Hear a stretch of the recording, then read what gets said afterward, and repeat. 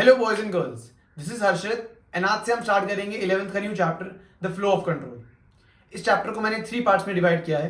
First the concepts, second the basic questions and third the advance questions. हम इस chapter को इसी flow में पढ़ेंगे एंड आज स्टार्ट करेंगे with the first concept, if else concept. So what are we waiting for? Let's get started.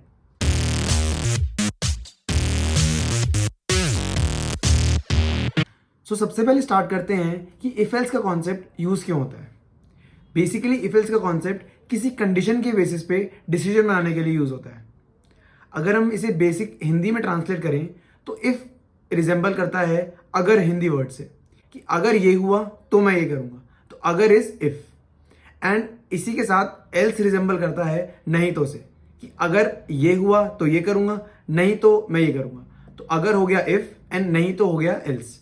सो ये जो बेसिक कंडीशन सेट है ये रिप्रेजेंट करता है इफ एल्स कोड के अंदर। तो एक बार इसका सिंटैक्स देख लेते हैं ताकि क्लैरिटी और बढ़ जाए। सो स्टार्ट करते हैं इसके सिंटैक्स से।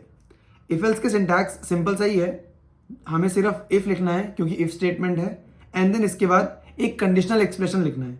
अभी के लिए उस कंडीशनल एक्सप्रेशन को मैं कंडीशनल एक्सप्रेशन लिख देता हूं, ठीक है। एंड देन इसके बाद हमें एक कोलन लगाना है, एंड देन इसके बाद यहां पर इसकी स्टेटमेंट। सो अब एक बार समझते हैं कि क्या क्या हो रहा है। सो एक बार देखते हैं इफ के अंदर क्या हो रहा है। सो इफ कंडीशन में क्या होगा कि इफ कंडीशनल एक्सप्रेशन चेक करेगा, अगर ये एक्सप्रेशन सही है तो ये बोलेगा कि अब ये जो अंदर की स्टेटमेंट है ये एग्जीक्यूट कर दो। ध्यान से देखो, ये जो स्टेटमेंट है ये थोड़ी अंदर की तरफ है, यहां पर कुछ स्पेस सा है, तो इसे बोलते हैं इंडेंटेशन। ये हेल्प करता है कंपाइलर को बताने में कि जो ये वाली स्टेटमेंट है ये जनरल फ्लो में नहीं है। जब कंपाइलर इस कोड को एग्जीक्यूट कर रहा होगा तो वो इस स्टेटमेंट को जनरल स्टेटमेंट्स की तरह नहीं लेगा। ये स्टेटमेंट इसके ऊपर वाली स्टेटमेंट पे डिपेंडेंट है, एंड इसीलिए अगर कंपाइलर को ये वाली स्टेटमेंट सही लगेगी एंड ये सही इवैल्यूएट होगी तभी वो इस वाली स्टेटमेंट पे आएगा, नहीं तो वो इसको एग्जीक्यूट नहीं करेगा। इसीलिए ये थोड़ी सी अंदर की तरफ लिखी जाती है एंड इसे इंडेंट किया जाता है ताकि कंपाइलर इसे डायरेक्टली एग्जीक्यूट ना करे। सो ये बेसिक इफ का सिंटैक्स है, इफ देन एक कंडीशनल एक्सप्रेशन, देन उसके बाद एक कोलन, एंड उसके बाद इंडेंट करके अंदर जो भी हमें डिपेंडेंट स्टेटमेंट लिखनी है। देन अब एल्स का सिंटैक्स देखते हैं। एल्स हमेशा इफ के साथ ही यूज हो सकता है, एल्स को आप कभी भी अकेला यूज नहीं कर सकते। सो एक बार देखते हैं। एल्स के लिए हमें सिर्फ एल्स लिखना है एंड उसके बाद सीधा कोलन। एल्स के अंदर कोई भी कंडीशनल एक्सप्रेशन नहीं होता। जैसे मैंने बताया था ये नहीं तो भी वैल्यूएट होता है, ये बिल्कुल लास्ट कंडीशन होती है, लास्ट ऑप्शन होता है, तो इसीलिए इसके अंदर कोई कंडीशन नहीं होती। तो इसलिए जो भी चीजें इफ के अंदर इवैल्यूएट नहीं हो पाएंगी वो सब के सब एल्स के अंदर चली जाएंगी। तो इसलिए एल्स के अंदर कोई भी कंडीशनल एक्सप्रेशन नहीं होता, बट इंडेंटेशन इसके अंदर भी होगी। तो यहां पर स्टेटमेंट लिख देंगे, ये वो वाली स्टेटमेंट है जो एल्स के ऊपर डिपेंडेंट होगी, एंड इसीलिए ये इंडेंट होगी ताकि कंपाइलर इसको डायरेक्टली एग्जीक्यूट ना करे। तो ध्यान से देखें तो इफ एल्स की दोनों स्टेटमेंट्स में से हमेशा कोई भी एक स्टेटमेंट एग्जीक्यूट होगी। ऐसा कभी भी पॉसिबल नहीं होगा कि ये दोनों स्टेटमेंट साथ में चल रही हो, क्योंकि अगर ये कंडीशनल एक्सप्रेशन सही इवैल्यूएट हुआ देन ये वाली स्टेटमेंट चलेगी, एंड अगर ये सही इवैल्यूएट नहीं हुआ तो ये वाली स्टेटमेंट चलेगी। कभी भी ये दोनों साथ में नहीं चल सकते, ठीक है। तो इफ एल्स का पूरा कॉन्सेप्ट 3 पार्ट्स में डिवाइडेड है, एंड ये तीनों ही पार्ट्स नंबर ऑफ कंडीशंस पे बेस्ड है। सो स्टार्ट करते हैं फर्स्ट पार्ट से। अगर एक ही कंडीशन है तो हम सिर्फ इफ लिख के काम चला सकते हैं, if then conditional expression and then उसके बाद कोलन मार्क एंड देन इसके बाद स्टेटमेंट। हमें कोई भी एल्स या फिर और कुछ लिखने की जरूरत नहीं है। अगर सिर्फ एक ही कंडीशन है तो हम सिर्फ इफ लिख के काम चला सकते हैं, एंड इफ बिना एल्स के लिखा जा सकता है। इसका सिंपल मतलब यही हुआ कि आपके पास सिर्फ अगर की स्टेटमेंट है, कि अगर ये हुआ तो मैं ये करूंगा, नहीं तो हमेशा स्पेसिफाई करने की जरूरत नहीं है, ठीक है। एंड इसीलिए इफ को हम अकेला लिख सकते हैं, एंड ये डिपेंड करेगा कि अगर हमारे पास एक ही कंडीशन है तो। अब आगे बढ़ते हैं, अगर हमारे पास 2 कंडीशंस है तो, ठीक है। तो 2 कंडीशंस में हमारे पास इफ और एल्स दोनों आ जाएंगे। इफ देन कंडीशनल एक्सप्रेशन, उसके बाद कोलन मार्क, देन उसके बाद स्टेटमेंट, एंड इसके बाद एल्स के अंदर ध्यान से देखो जो स्टेटमेंट है वो इंडेंटेड है, वो इफ वाले एक्सप्रेशन पे डिपेंड करती है, बट एल्स जो है वो इंडेंटेड नहीं है।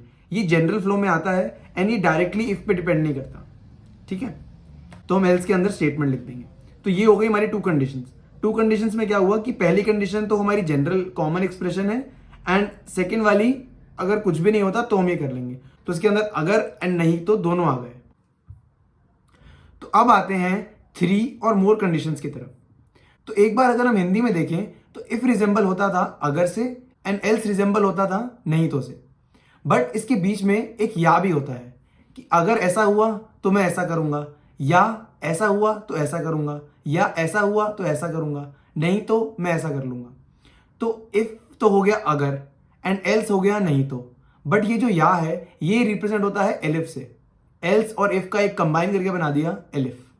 तो एक बार इसका सिंटैक्स देखते हैं। इसका सिंटैक्स होता है if then conditional expression and यहां पर इफ की स्टेटमेंट, देन इसके बाद आता है एलिफ। तो ये ध्यान रखना कि एलिफ कभी भी अकेला नहीं आता, अगर इफ होगा तभी एलिफ आ पाएगा। एंड एलिफ के अंदर कंडीशनल एक्सप्रेशन होता है। अगर आप हिंदी में देखो तो या ऐसा हुआ तो ऐसा करूंगा, तो या के अंदर भी कंडीशनल एक्सप्रेशन था ना, तो इसीलिए एलिफ में भी कंडीशनल एक्सप्रेशन होगा। तो एलिफ का कंडीशनल एक्सप्रेशन एंड देन इसके आगे इसका कोलन मार्क, कोलन सब में होता ताकि पता चले हम अब इसके अंदर जा रहे हैं। एंड देन एलिफ की स्टेटमेंट जो कि इंडेंटेड रहेगी ताकि पता चले ये जनरल फ्लो में नहीं आती एंड एलिफ पे डिपेंडेंट है। एंड देन इसके बाद अगर आपको और ज़्यादा कंडीशंस लगानी है तो एलिफ पे एलिफ लगाते जाओ एंड उसके बाद उसकी स्टेटमेंट्स लिखते जाओ। एंड जब भी आपको खत्म करना है तो यहाँ पे आप एल्स लगा सकते हो, कोलन लगा के एल्स की स्टेटमेंट। और अगर आपको एल्स नहीं लगाना तो एल्स आप यहाँ से ओमिट भी कर सकते हो। एल्स हमेशा जरूरी नहीं होता यहाँ पे लगाना, ठीक है। सो ये थे इफ एल्स के कॉन्सेप्ट्स के 3 parts and if elif and else का बेसिक सिंटैक्स। ये वीडियो कॉन्सेप्ट से रिलेटेड थी इसलिए मैंने कोड पे ज्यादा फोकस नहीं किया। कोड हम बेसिक क्वेश्चन से स्टार्ट करेंगे। आई होप आपको वीडियो समझ में आई हो। आपको कोई भी डाउट हो तो आप इंस्टा पे पूछ सकते हैं या फिर नीचे कमेंट से पूछ सकते हैं। वीडियो अच्छी लगी लाइक करो, नहीं लगी सब्सक्राइब करो ताकि आपको आगे आने वाली वीडियो अच्छी लग सके। This was Harshit Rehan signing off. Take care everyone, अगली वीडियो में मिलते हैं।